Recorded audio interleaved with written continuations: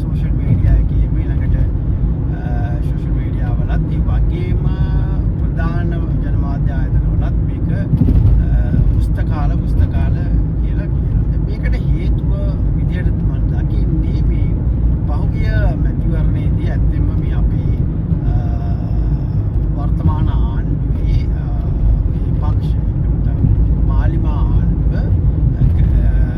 එයාගේ කැන්ඩිඩේට්ස් නැත්නම් ඡන්ද අපේක්ෂකයින් අන්න අයගේ පිට කරලා පෙන්නන්න මතු කරපු පාඩයක් තමයි උන්ගත් දැනුවත් පිරිසක් උන් හරියටම කියනවා නම් ඇවිදින පුස්තකාල හා සමානයි කියලා. දැන් මේ අවුරුද්දක් ජනාධිපතිතුමාගේ කාලයේ අවුරුද්දක් ඉක්මලා ගිය තැන අද සමාජයේ මේ ඇවිදින පුස්තකාල විහිළුවට කියන්නේ කෙනෙක්ව අපහාසයක් කරන නැත්නම් කෙනෙක්ව පහත් කරලා පෙන්වන්න භාවිතා කරන වචනයක් විදිහට දැන් සමාජගත වෙලා තියෙනවා.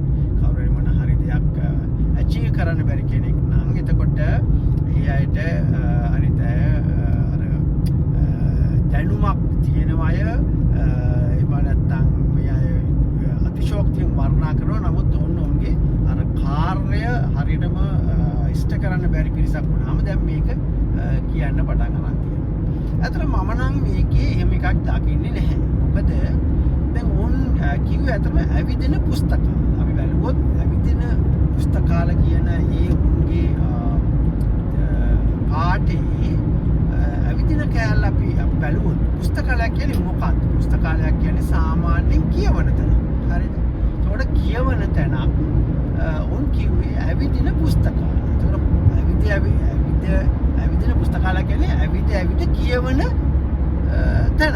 නේද? එතකොට ඇවිද කියවනවා කියව ඇවිදිනවා. ඇවිද කියවනවා කියව ඇවිදිනවා. එතකොට ඇවිදින පුස්තකාලයක හරි.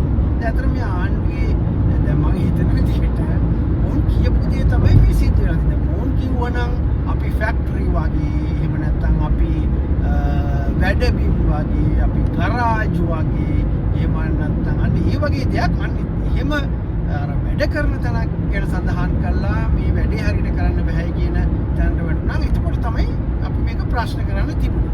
දැන් ඇත්තටම උන් හරි. උන් මේ ඇවිදින පුස්තකාල කියන සටන් පාඩේ ගනිපු අය ඇත්තටම හරි.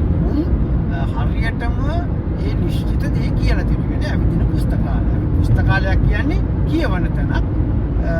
අනිත් එකට යොදපු අර විශේෂණ පදය ඇවිදින. එතකොට ඇවිදින පුස්තකාල කියලා කියන්නේ කියව ඇවිදිනවා ඇවිද කියවනවා. ඉතින් ඒක මම